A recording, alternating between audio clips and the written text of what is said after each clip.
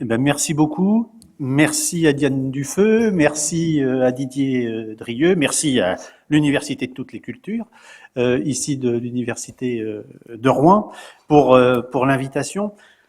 Je vais, au fur et à mesure de la présentation, je vais vous parler un peu de ce qu'on fait aussi, surtout vers la fin de cette conférence. Donc ça donnera l'occasion de donner quelques éléments de présentation.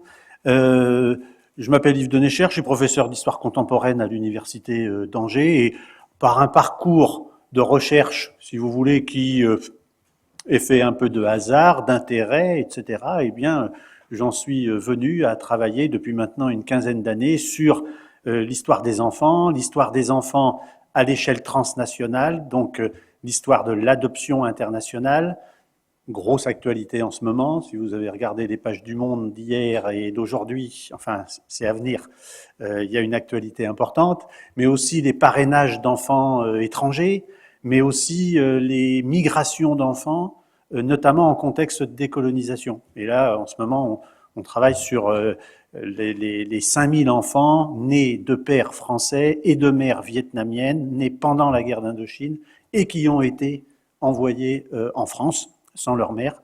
Et voilà, c'est aussi un chantier qui nous intéresse et qui nous occupe bien aujourd'hui. Alors là, on m'a demandé d'apporter un peu un regard d'historien sur les droits de l'enfant. Je vais dire tout de suite sur les droits des enfants. Ça fait belle lurette qu'on ne parle plus du 8 mars comme la journée de la femme, mais la journée des droits des femmes.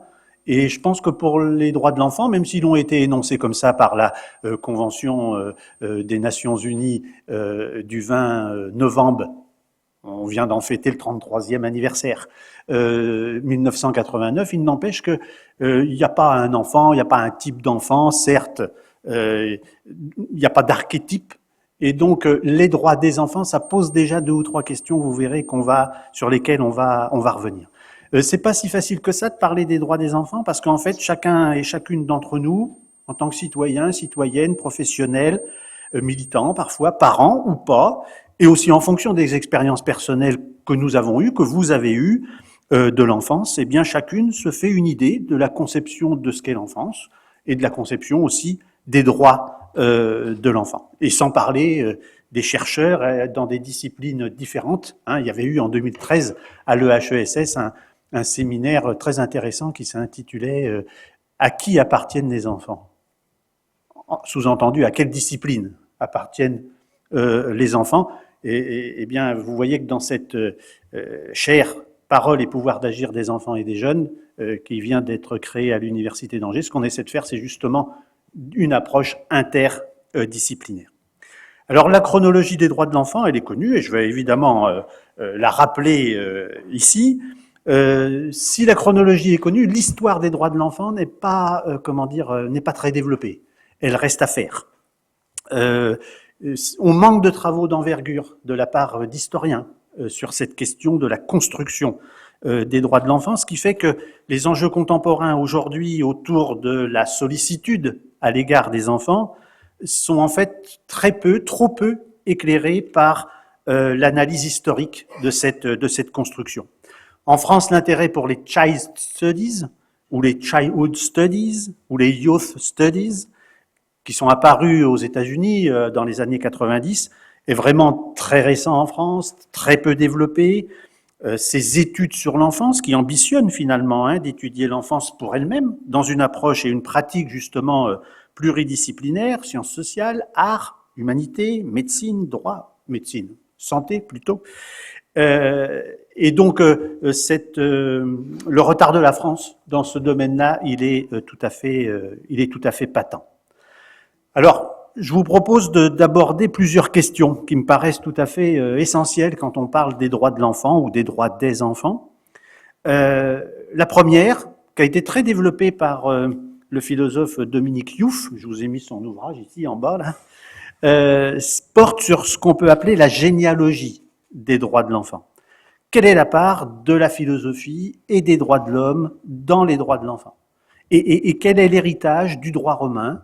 Mais on peut retourner aussi jusqu'à Aristote pour essayer de définir quel est l'héritage, quelle est la généalogie, d'où viennent finalement ces droits des enfants et d'où vient cette conception. Une autre interrogation porte sur une tension qui, au long du XXe siècle, a travaillé ce champ des droits de l'enfant. Entre, d'un côté, l'essor des impératifs de gestion des risques visant à protéger l'enfant vulnérable, on y a déjà fait référence, et le développement des droits personnels du sujet juvénile au nom d'une volonté politique d'émancipation. Donc, protection versus émancipation. Et vous allez voir comment tout ça va faire résonance. L'émotion qui a été suscitée par la vulnérabilité de l'enfance, exposée au drame du XXe siècle, les guerres, la pauvreté, les catastrophes naturelles, les famines, le sous-développement, etc., a généré, tout au long de ce siècle, des campagnes d'opinion, parfois même des croisades très militantes, qui voulaient protéger l'enfant des vicissitudes des temps. Au-delà de cette mobilisation, l'enfance a été aussi investie, et est toujours investi d'un rôle politique très fort. L'enfance est devenue une cause. Moi, je parle souvent de l'espace de la cause des enfants, parce que ça permet, si vous voulez, d'englober, d'agréger beaucoup d'éléments très différents. Eh bien, cette cause des enfants, progressivement, elle a dépassé, et aujourd'hui, elle dépasse très largement, et de loin, la simple protection des enfants eux-mêmes. Et elle a mobilisé différents groupes sociaux, différentes institutions qui se sont engagés pour les droits qu'on peut qualifier de capacitaires des enfants. Et on va voir comment, au cours du XXe siècle, eh bien, ces enjeux politiques se sont constitués progressivement dans cette construction des droits de l'enfant, où vous verrez, on va passer finalement des devoirs des adultes à l'égard des enfants à un certain nombre de principes généraux pour ensuite arriver, seulement à la fin du siècle dernier, à la question, à l'énonciation de véritables droits pour les enfants. Autre question importante, la question de la transnationalité et de l'universalité. Est-ce que les droits de l'enfant, tels qu'ils ont été énoncés en 1989, sont toujours valables aujourd'hui? C'est un peu provocateur, mais les enfants ont bien changé, le monde a bien changé. Est-ce qu'il n'y a pas des droits supplémentaires qu'il faudrait ajouter? Peut-être en redéfinir certains. Et puis la question de l'universalité. Cette convention des Nations Unies pour les droits de l'enfant, qu'est-ce qu'être un enfant en France,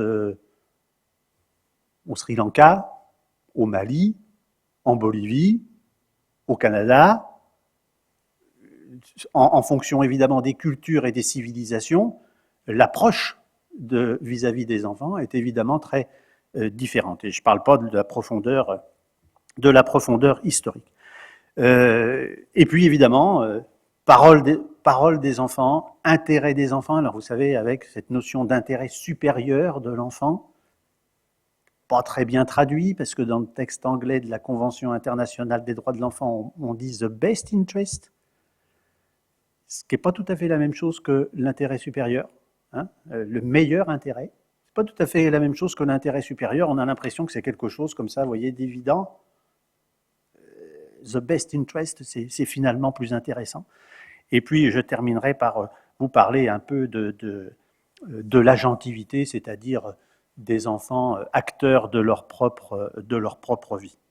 Alors, je ne vais pas remonter justement à Aristote, au droit romain, etc., mais on pourrait y revenir, hein, peut-être dans la discussion si vous le souhaitez.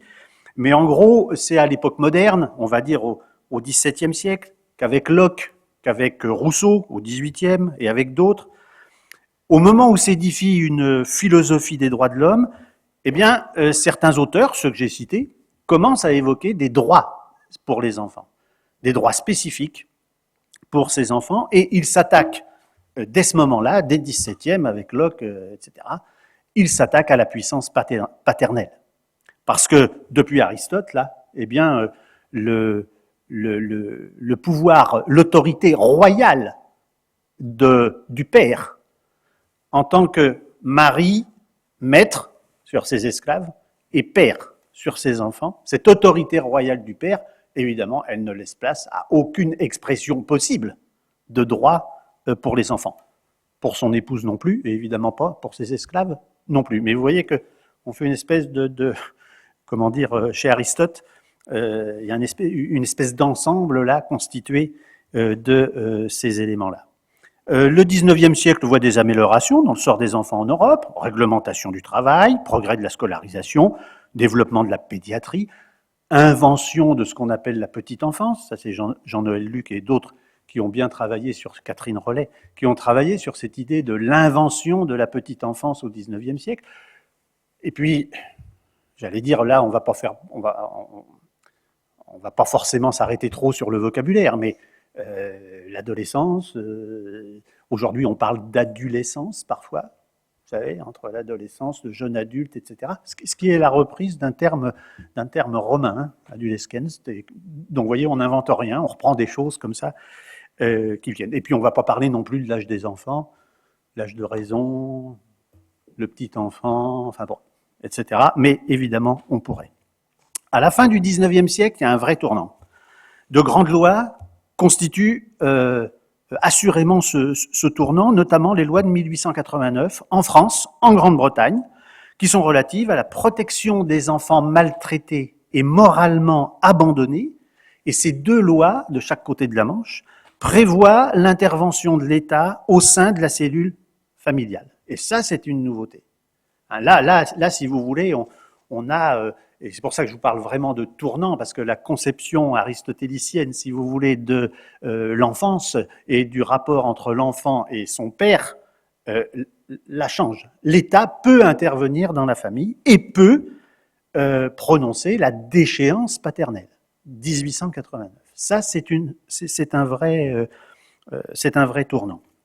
Puis d'autres grandes lois suivent sur la répression des violences commises sur les enfants, 1898 en France par exemple, etc.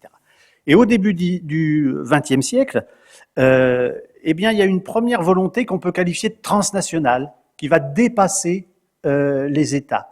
Se créent des associations, des groupements, des unions, comme par exemple celles qui regroupent, dès le début du XXe siècle, autour de 1911, des juges. Alors, c'est encore pas des juges pour enfants. En France, le juge pour enfants, c'est 1945. Mais c'est plutôt que ça au Canada, au Québec, par exemple. Et donc, des juges qui s'occupent des enfants, des magistrats qui s'occupent des enfants, eh bien, commencent à constituer une association qui dépasse les frontières pour justement s'interroger sur la question de l'enfant dans le droit, en quelque sorte. L'enfant comme objet de droit, mais aussi, peut-être aussi, l'enfant comme sujet de droit.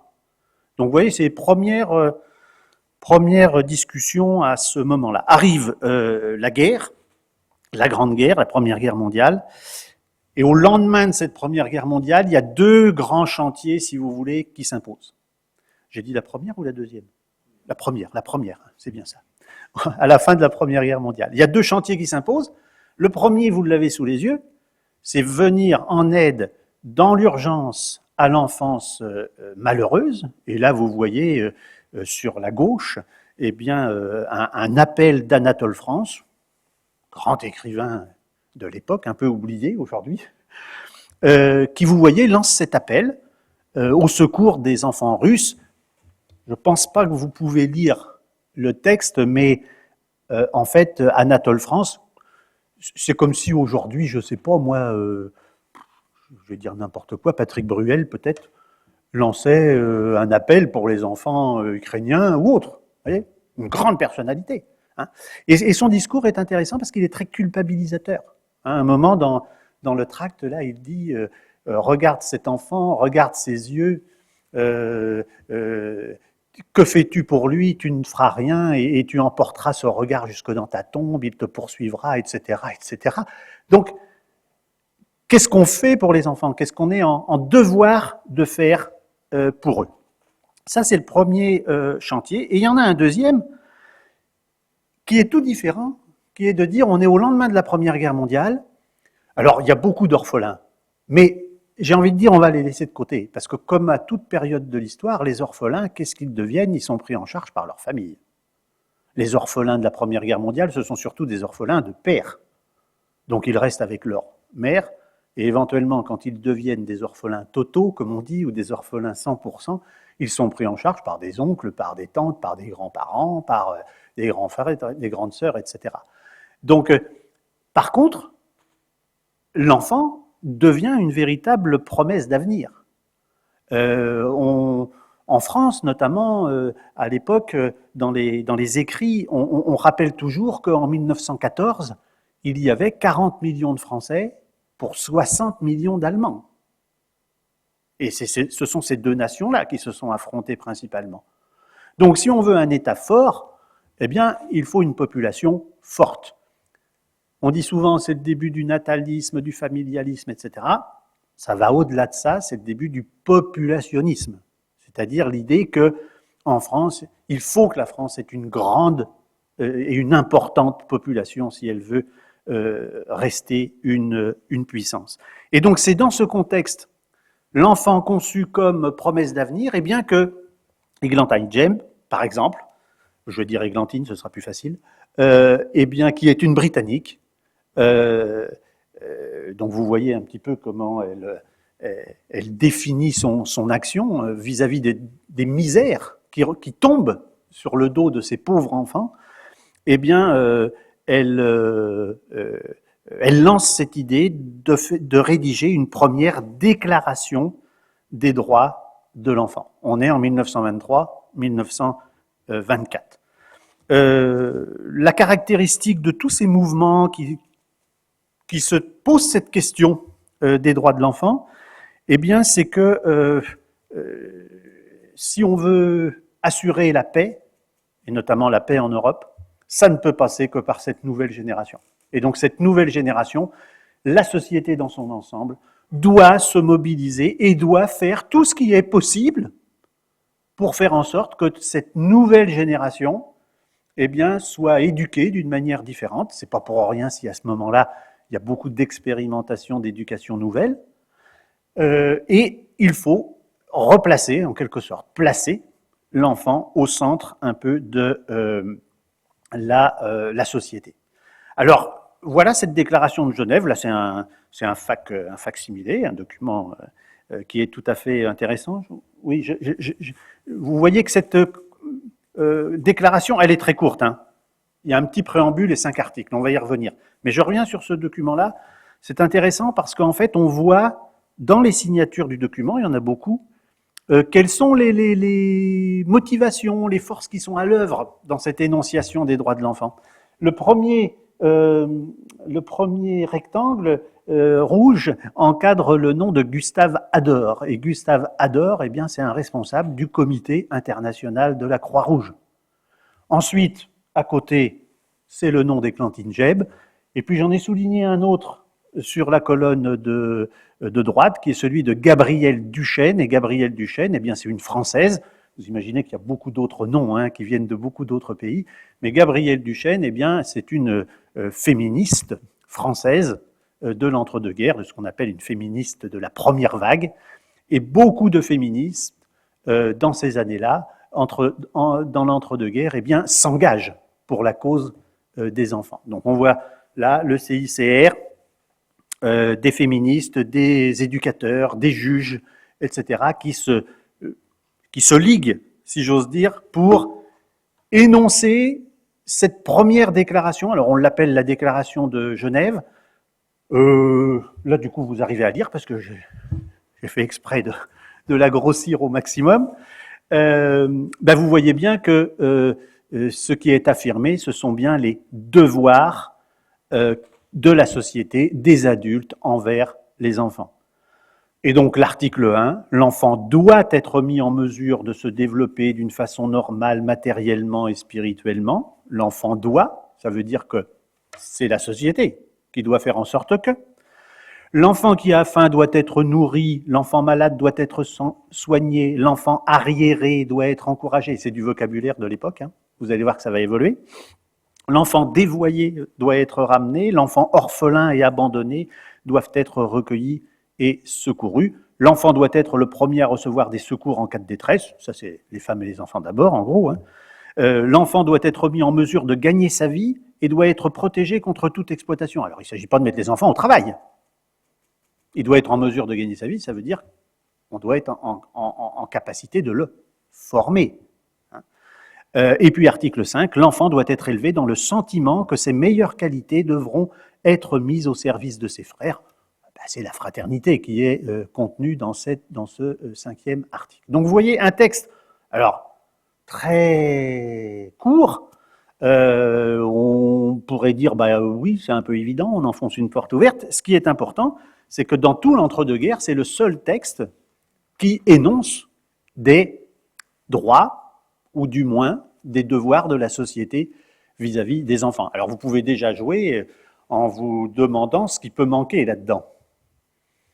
Et vous allez voir que les étapes suivantes, 1948, 1959, 1989, finalement, à chaque fois, on va construire l'édifice, hein. On va compléter les choses. Là, vous avez bien compris, on est dans l'enfant vulnérable. Cet enfant vulnérable, on doit le protéger, on doit le nourrir, on doit le former, etc., etc. Avec Janusz Korczak, médecin polonais, on le considère souvent comme le père des droits de l'enfant. Et ce beau texte-là, vous le connaissez, vous l'avez forcément lu ou vu quelque part à un moment ou à un autre. C'est un texte tout à fait fort, notamment pour tous les professionnels qui travaillent avec des enfants, hein, que ce soit dans les écoles ou tous les espaces d'éducation. Et pourquoi on le considère comme le père des droits de l'enfant et pas Eglantine Jebb comme la mère des droits de l'enfant? D'abord parce qu'on préfère la paternité à la maternité, c'est très clair, mais aussi et surtout parce que Janusz Korczak est considéré comme le père des droits capacitaires des enfants, les droits d'émancipation des enfants. Eglantine Jebb, vous avez vu, Eglantine Jebb et d'autres, il ne faut pas trop personnaliser les choses non plus, mais ce sont les droits de protection, c'est l'enfant vulnérable. Janusz Korczak, lui, c'est l'enfant qui doit s'exprimer, qui doit décider pour lui-même, et dans les foyers qu'il a créés en Pologne, eh bien, il organise, les enfants, par exemple, font leur propre règlement dans l'établissement où ils sont. Il va jusqu'à penser et envisager des parlements d'enfants. Donc non seulement ils font le règlement, mais ils l'appliquent, et puis parfois ils siègent en tribunal. Enfin bon, il va très très loin, et il fait un peu la démonstration, si vous voulez, par la preuve et par l'exemple, dans ces foyers-là, que le respect des enfants, de leurs paroles, de leurs droits capacitaires, de leurs droits d'émancipation, n'est pas une utopie, ni la remise en cause, la remise en danger des adultes. C'est surtout, évidemment, ce reproche-là qu'on lui fera. Et Korczak avait un sens de la dérision, il maniait beaucoup l'humour avec cette question des enfants, même si la fin de l'expérience sera dramatique, parce que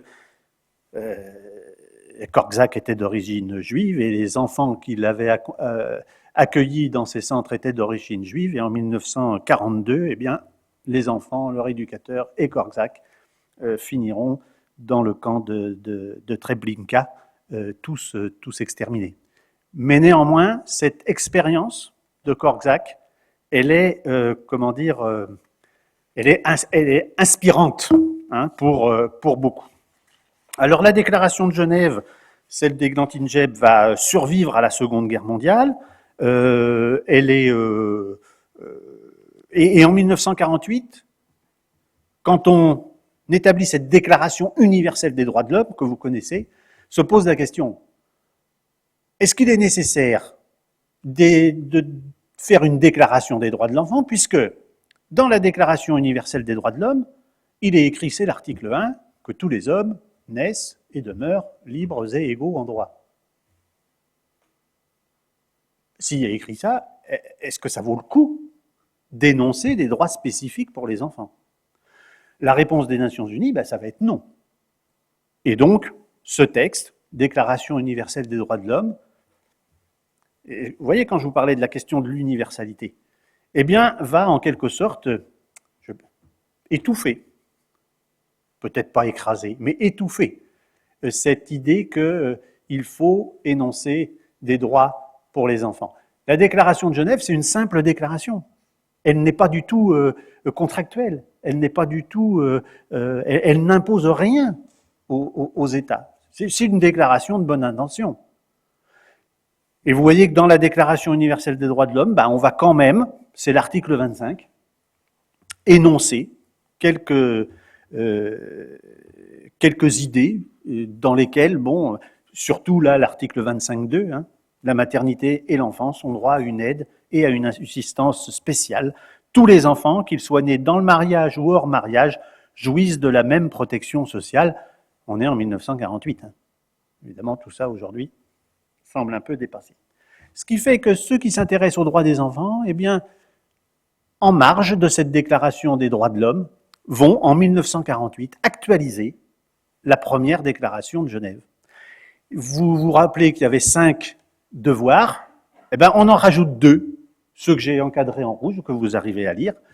En fait, on rajoute la notion de non-discrimination, c'est l'article 1. Et puis on s'est rendu compte quand même qu'on avait oublié un petit truc dans celle de 23, c'était quand même de parler de la famille. Je ne vous remets pas le texte de 1923, mais il n'y a jamais le mot famille. Et donc on rajoute « l'enfant doit être aidé en respectant l'intégrité de la famille ». Oui, il ne s'agit pas de prendre l'enfant et d'en faire ce qu'on veut et de l'arracher, etc.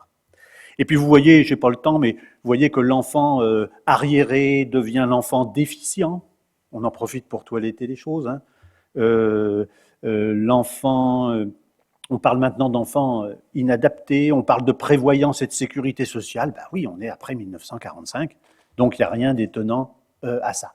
Et puis d'autres acteurs apparaissent, ce qu'on appelle les organisations internationales.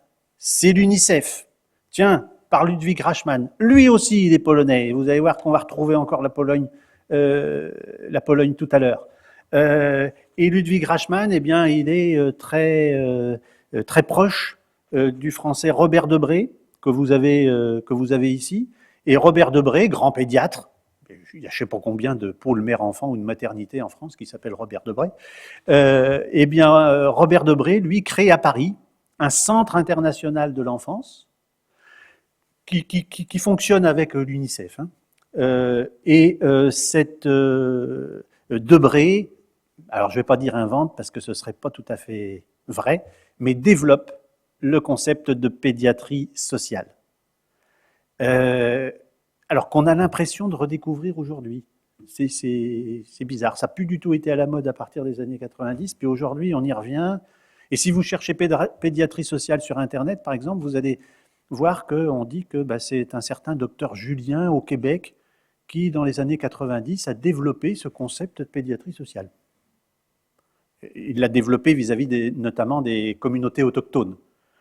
Mais que dit Debré dès le début des années 50 ? Eh bien, c'est que l'enfant est trop important pour... Alors, il dit même, la santé de l'enfant est si importante qu'il ne faut surtout pas la laisser qu'au médecin. Mais l'ensemble de la société doit être mobilisé pour le bien-être de l'enfant. Et il définit ainsi une pédiatrie familiale, pédiatrie, j'ai presque envie de dire de bon sens, si vous voulez, de tous les jours, et une pédiatrie sociale qui va bien au-delà de la prise en charge de l'enfant et des soins, mais la prise en charge de l'enfant par la société dans son ensemble qui doit faire un effort pour ça. Robert Debré, c'est un populationniste. C'est un grand populationniste. Et son fils, Michel Debré, sera aussi un populationniste et un nataliste. C'est lui qui disait « il faut faire des enfants sur une grande échelle ».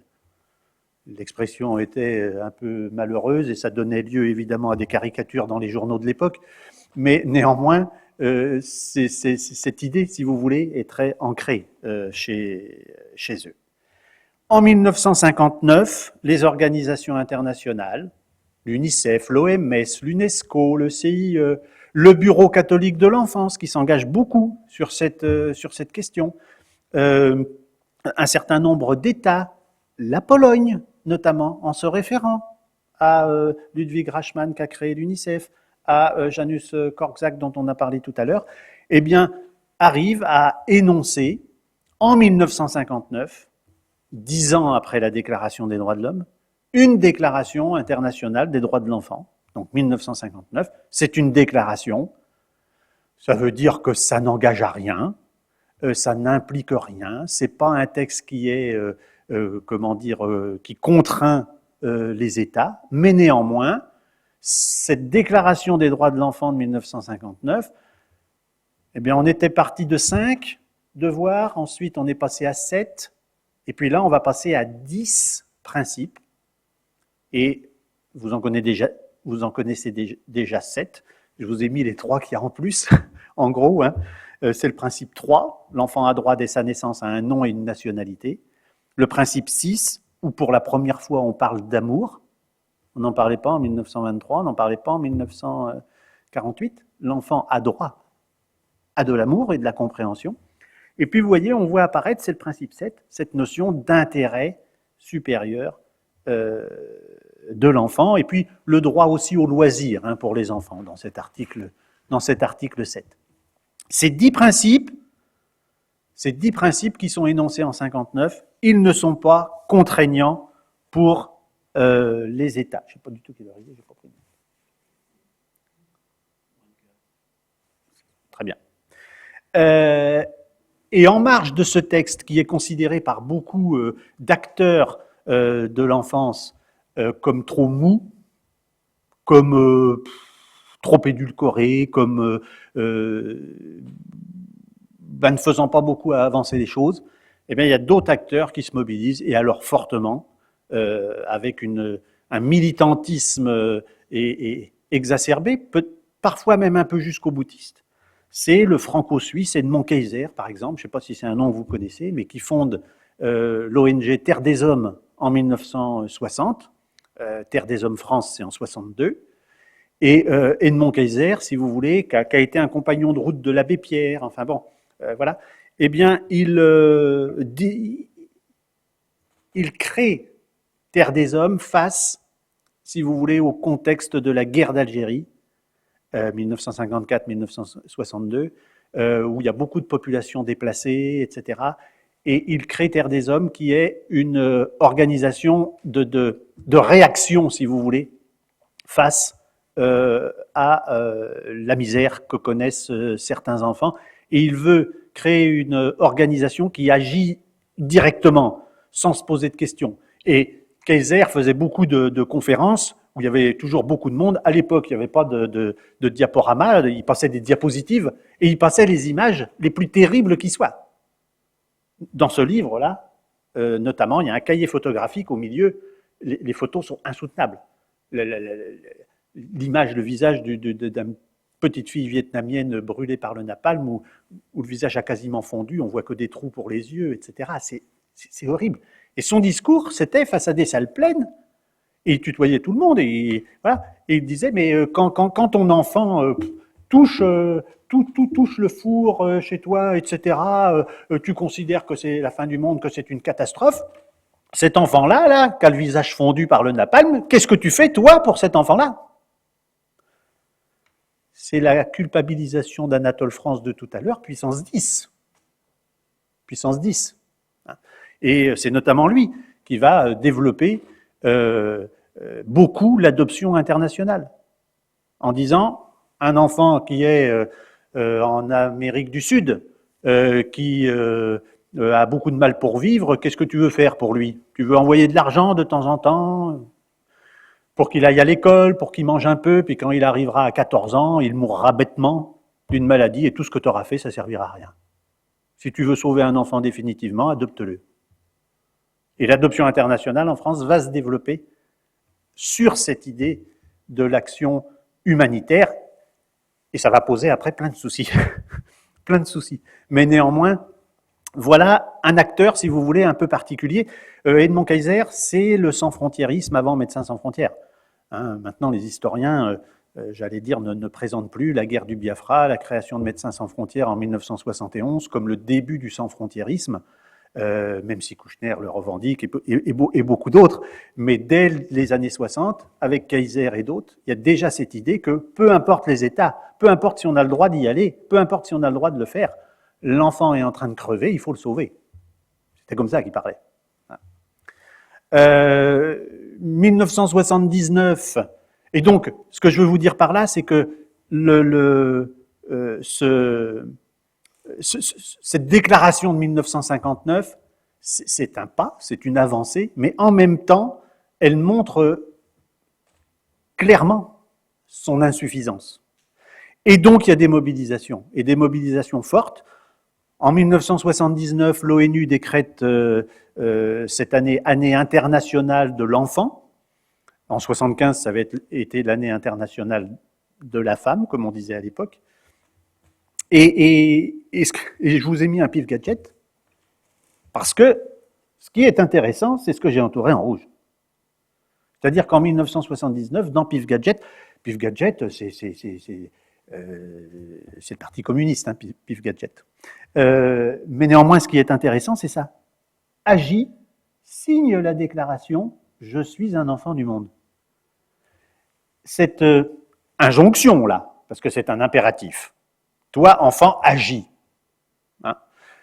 Néanmoins, vous voyez qu'on on avance vers davantage les droits capacitaires, c'est-à-dire les enfants en tant que tels qui peuvent avoir un rôle pour promouvoir, pour défendre leurs propres droits.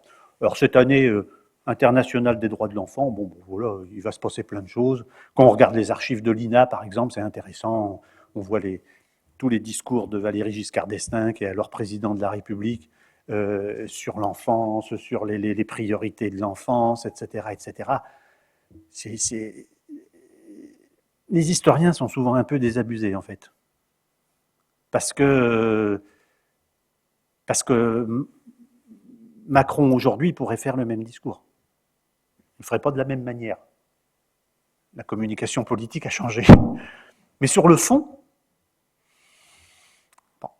Néanmoins, cette mobilisation de certains États, de certaines organisations internationales, de certaines ONG, etc., va aboutir à la Convention internationale des droits de l'enfant de 1989. Et là, on a un texte foisonnant. Jusqu'à maintenant, c'était simple. 5, 7, 10. Là, on passe à 54. Et ce qui est le plus important, que les 54 articles, je vous ai mis un peu comment ils se répartissent là, c'est surtout les 4 grands principes que porte cette Convention internationale des droits de l'enfant. La non-discrimination, les non-discriminations, si j'ose dire, l'intérêt supérieur de l'enfant, on y revient. Jean-Pierre Rosenzweig, juge pour enfants au tribunal de Bobigny pendant très très longtemps, disait quand on commence à parler d'intérêt supérieur de l'enfant, c'est qu'on prépare un mauvais coup. Sous-entendu, l'intérêt supérieur de l'enfant, c'est le rouleau compresseur. Hein. Ah, c'est dans l'intérêt supérieur de l'enfant. Qu'est-ce que vous voulez répondre à ça? On fait telle chose, on prend telle décision, c'est dans l'intérêt supérieur de l'enfant. Bon, et c'est pour ça que, évidemment, c'était aussi il était provocateur en disant ça, mais c'est une notion qu'il faut interroger. La survie et le développement, j'ai envie de dire, c'est une évidence. Là, on revient au principe de protection de l'enfant vulnérable. Et puis, la participation. C'est-à-dire comment les enfants et les jeunes, mais comment ces enfants et ces jeunes, eh bien, ils participent à la vie de la société, comment ils comment ils sont reconnus, quelle place ils ont dans la société, et dans dans cette Convention internationale des droits de l'enfant, il y a un certain nombre de droits qui n'ont rien à voir avec l'enfant vulnérable et avec l'enfant à protéger. Je vais vous en dire un mot tout à l'heure. Convention internationale des droits de l'enfant, alors c'est une convention, c'est plus une déclaration. Donc c'est un texte juridique contraignant pour les États qui le signent. Et ça change tout. Ça veut dire que on crée un comité des Nations Unies pour les droits de l'enfant qui est chargé de veiller au respect de la Convention. Les États vont en nombre signer la Convention, ils vont ensuite la ratifier. Vous voyez, il y a tout un processus qui est important. La France va le faire, bien sûr.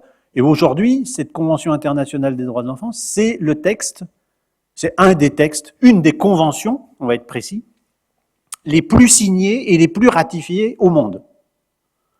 Ça veut dire que l'ensemble, en gros, des pays du monde ont signé et ratifié cette convention, qui a valeur de traité international. Alors, il y a quelques pays qui l'ont signé et pas ratifié. Ça veut dire qu'ils ne sont pas tenus, en fait, par la convention. Parmi ces deux pays-là, il y a les États-Unis.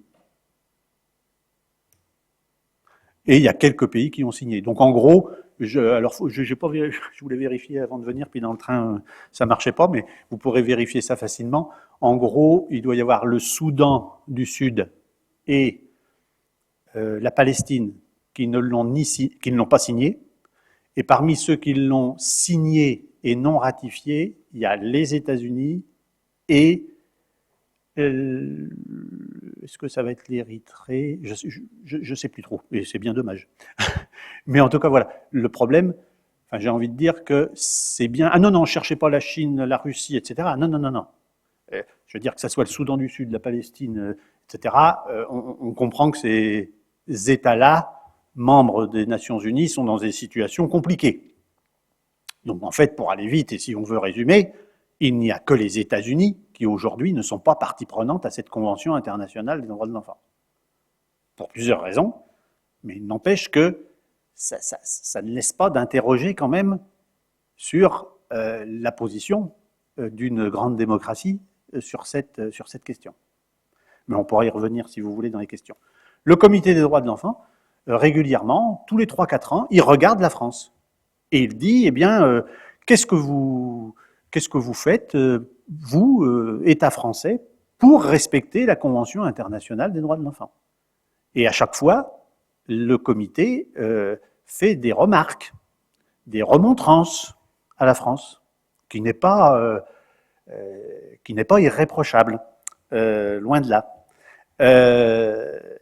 Et c'est au nom de cette convention internationale et de ce protocole de 2011 qui autorise un groupe d'enfants, à saisir directement le comité des droits de l'enfant de l'ONU, que, eh bien, en 2019, un certain nombre d'enfants venant de différents pays du monde, vous reconnaissez Greta Thunberg au premier rang, eh bien, alors c'est pas une plainte en fait, hein, ils déposent une communication pour commencer auprès du comité des droits de l'enfant sur la question du climat, en disant, eh bien, nous disons que les États ne font pas tout ce qu'il faut pour protéger la génération qui est la nôtre vis-à-vis du réchauffement climatique, développement durable, etc., etc. Bon. Et cette plainte est recevable par le comité des droits de l'enfant. Ça amène évidemment donc à la question de la parole de ces enfants. L'article 12 de la Convention internationale des droits de l'enfant dit que les États parties fournissent à l'enfant qui est capable de discernement le droit d'exprimer librement son opinion sur toute question l'intéressant.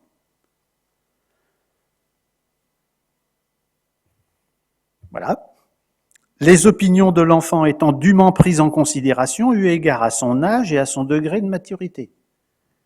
Donc la parole de l'enfant de 5 ans, elle est moins en quelque sorte prise en compte que la parole d'un enfant de 13 ans et un enfant qui est intellectuellement, ou atteint d'un handicap mental par exemple ou d'un retard intellectuel, sa parole est moins prise en compte que quelqu'un qu'un enfant qui est intellectuellement, développé. L'article 13 de la Convention internationale des droits de l'enfant donne à l'enfant le droit à la liberté d'expression sous forme orale, écrite, imprimée ou artistique, et qu'il dispose aussi, ce qui implique parfois des prises de parole, des libertés de pensée, de conscience, de religion, c'est l'article 14, mais il y a aussi un droit d'association et de réunion pacifique, c'est l'article 15.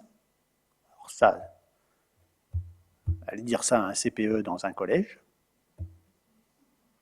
Vous êtes tous passés par là, vous étiez au lycée, il y avait une manif, vous vouliez aller manifester, et puis on vous disait ben non. D'ailleurs, vos parents ne le veulent pas. Ça pose la question de l'exercice d'une citoyenneté avant la majorité. Est-ce que l'enfant est un citoyen, même s'il n'a pas le droit de vote? Est-ce qu'on peut ne pas avoir le droit de vote et être citoyen? La réponse est oui. On peut tourner ça comme on veut, mais la réponse est oui. Ben voilà des grands chantiers encore sur lesquels la France, par exemple, mais beaucoup d'autres pays sont épinglés par le Comité des droits de l'enfant. Et on a un DU à l'Université d'Angers, droit des enfants et pratiques professionnelles. Et on avait fait venir Renate Winter, qui a été présidente adjointe de ce comité international des droits de l'enfant, et qui nous disait, mais nous, quand on regarde ce qui se passe en France sur les enfants, on est très exigeant. C'est pas un pays qui se dit la patrie des droits de l'homme, etc., etc., etc. On est plus exigeant que quand on va voir un pays comme l'Arabie Saoudite. Objectivement. Vous voyez ? Donc il y a du chemin. Il y a du chemin à faire. La manière dont Greta Thunberg est traitée par certains commentaires, etc., sur son physique, sur la manière dont elle fait les choses, etc. Enfin bref, tout ça. On voit bien que les sociétés ne sont pas mûres pour reconnaître cette parole et cette agentivité des enfants, c'est-à-dire le fait qu'ils puissent être des acteurs de leur propre vie. Alors, le concept d'agentivité, on peut le déconstruire, il faut d'ailleurs le déconstruire, il faut l'interroger, on peut appeler ça le pouvoir d'agir, la capacité à agir, l'agency, l'empowerment, enfin, vous voyez ce que je veux dire. Et en sciences humaines et sociales, on n'est pas tous d'accord sur ces notions-là, parce qu'il ne faut pas non plus qu'il y ait une injonction à l'agentivité des enfants. Mais il n'empêche que ça a un sens. Eh bien, nous, dans le pôle universitaire ligérien d'études sur l'enfance et la jeunesse, là, on essaie, qui regroupe les universités d'Angers, de Nantes et du Mans, dans toutes les disciplines qui travaillent sur les enfants et les jeunes, eh bien, on essaie un peu d'aller dans ce sens-là. Et donc, on a créé une chaire parole et pouvoir d'agir des enfants et des jeunes. Et la semaine dernière, mercredi, là, on a, comment dire, dans ce qu'on a appelé un festival de notre pôle, là, qui est au Quai à Angers, c'est le grand théâtre d'Angers, avec un hall immense, etc. Il y avait toutes sortes d'activités, de sciences participatives, avec des enfants des écoles, mais aussi avec des jeunes de maisons familiales rurales, avec des étudiants, etc. Et on a eu 1200 personnes. 1200 personnes dans ces activités, dans ces ateliers, où on a essayé, parce que c'est pas facile non plus, où on a essayé de faire en sorte que les enfants et les jeunes s'expriment au maximum. Bon, ben voilà, j'arrête là. Merci beaucoup.